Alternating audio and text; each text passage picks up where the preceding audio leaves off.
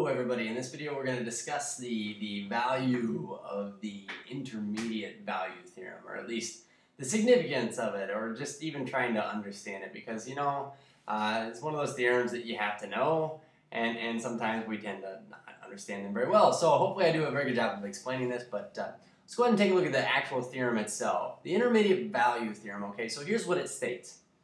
It says, given 2 points on the graph of a function, we'll call these points A and the function value at that A value, and then B, comma, the function value at that B value, with the fact that A is less than B, okay? And also that the two Y values, f of A and f of B, are not at the same height, really, not equal. Then for any number D that is between f of A and f of B, so in other words, for any number between those two Y values, there has to exist this other number C that is between the original two input values, A and B, with A less than B, such that the height of the graph at C is actually equal to that D, which, by the way, was between these two original Y values. Now, if you found yourself listening to that and saying, seriously, that was supposed to make sense? How does that make any sense? Here's what we'll do. We will sketch an image of what it is that we mean. Okay, so let us say that we have, oops, okay, we gotta click on my pencil here. Let us say that we have some function f of x, okay? And so we're gonna graph some generic function f of x, and we should probably do this in a different color, but let us say f of x is a polynomial function, mind you, that is this. And we say we have two x values, a and b, okay? So a is less than b, and so we would say, okay, so we got a, b, we had 2 points on this graph, f of a and f of b. So let me go ahead and switch my colors out here. If I switch over to red, we say, okay, so we got this point here, and quite possibly I probably should have selected a better b value, but we say, okay, so this point here. Fact of the matter is, we say that this is at a height of f of a, this point here, and this point here, if we trace it over, is at a height of f of b. Okay? All we're saying is essentially this. Hey, mind you, a is less than b, and f of a is not at the same height of f of b. My function is not at the same height throughout this interval. And then we say there must be a number d, and this number d has to be between here, for which there must exist this number c, and c is between a and b. So there is like a c value in here, such that when we plug c into the function, it actually proceeds to the height of d.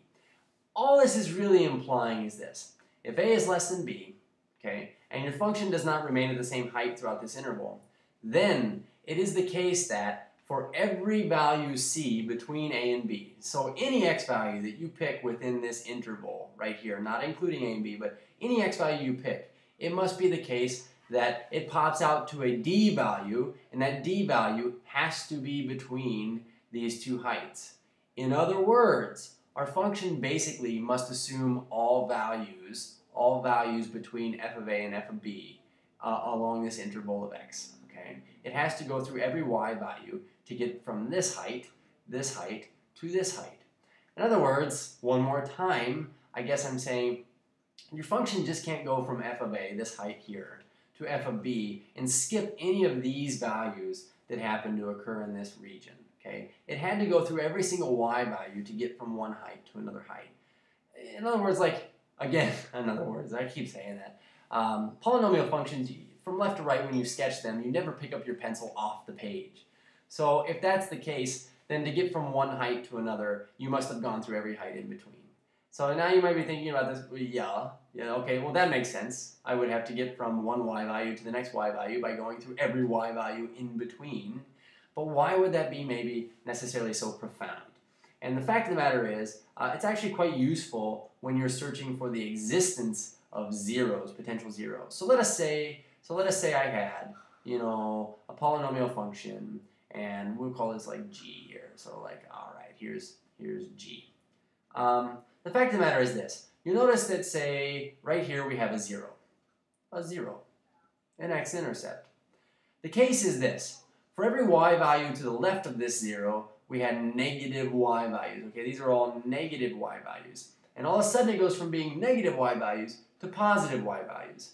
And so, because of the intermediate value theorem, we can state with 100% accuracy that you could not have gone from negative y values to positive y values without first crossing through a 0. And all this really implies is that there's the existence of a 0 between where my graph goes from negative y values to positive y values. Or say I had a graph that was going through positive y values and proceeded to negatives, there must have been a 0 in there somewhere. So when is this actually useful?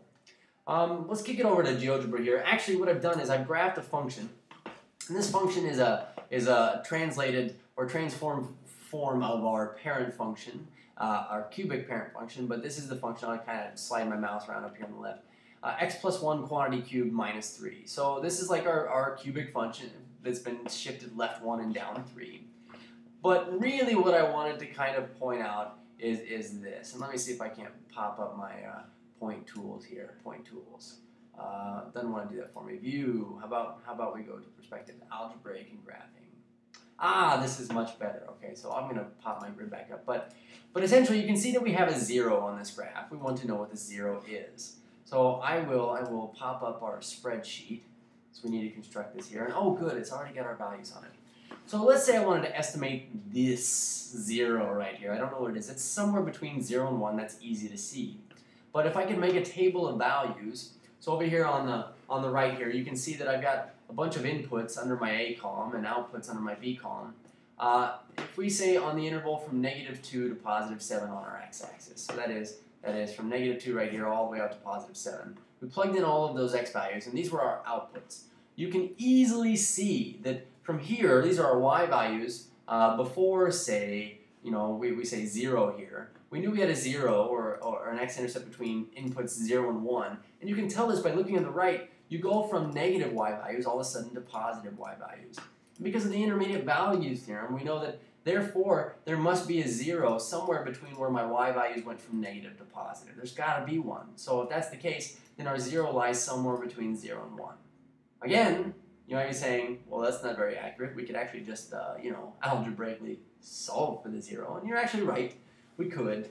But the intermediate value theorem, again, all it does is basically show you that there must be a 0 somewhere between where your y values on a polynomial, say, go from negative to positive or positive to negative. So we can at least estimate that there's a 0 somewhere between 0 and 1.